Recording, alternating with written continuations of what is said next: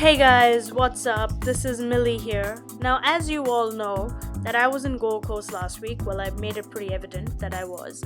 As promised, here is my video on Gold Coast in case any of you are planning to go.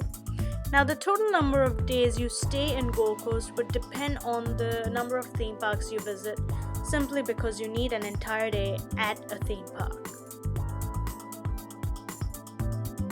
Here are some shots of Gold Coast, I guess you could say.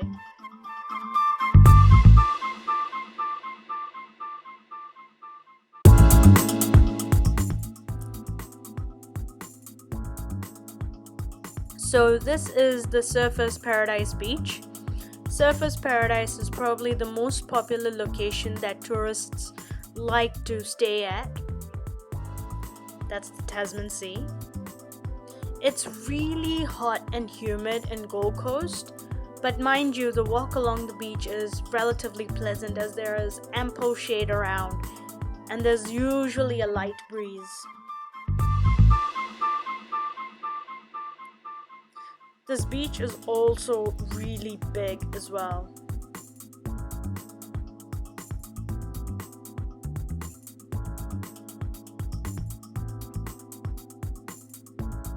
Mind you, we were at the beach on a weekday and you can see how busy it is. This is what the walk along the beach looks like. It is just across from their indoor/outdoor mall, which is a bit hard to see from this side, but if you were walking on the other side of the road, you'd pretty much be going in and out of malls, small eating places, etc. Here's one final shot of the beach before we move on to the next attraction. This is the Infinity attraction, which is located at the Surfers Hub. It's really hard to describe what Infinity is, but let's just say it's a maze type thing, and it'll probably take you 40 minutes in there. This is the hub where there are a lot of dining options, shops. This is where it's all at, basically. The Haunted House attraction was something we stumbled across, but since we had not budgeted for this, we couldn't go. The Dracula's Cabaret restaurant is also over here, I believe, which costs about $100. Wax Museum. Now, I've actually been to Madame Tussauds in London, so we didn't really bother going to the Wax Museum, but it's there if you want to check it out, and I think the entry costs about $20. There's also a really big arcade in case you're out of things to do and you just want to chill around the main hub, then that's there. I couldn't shoot inside the arcade though for obvious reasons, but here you go. This is the Sky Point or Q1, the tallest building in the southern hemisphere.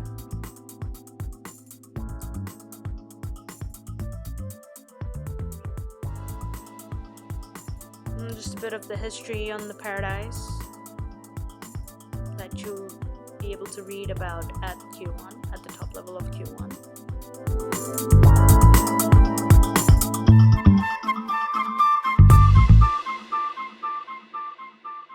And here are some splendid views, some magnificent shots, if I may say so myself.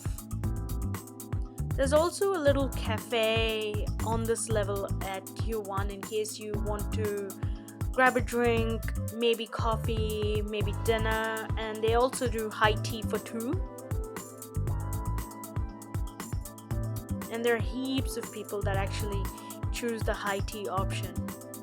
And this is the other side of Surfers. Well, I wouldn't quite say Surfers, but Gold Coast. That's the cafe if you can kind of get a look there. That is the Skywalk.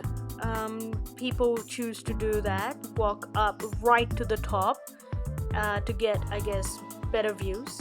I think it's called the Skywalk, unless I'm confusing it with the Skywalk at Sky Tower in Auckland City. But I think it is called the Skywalk.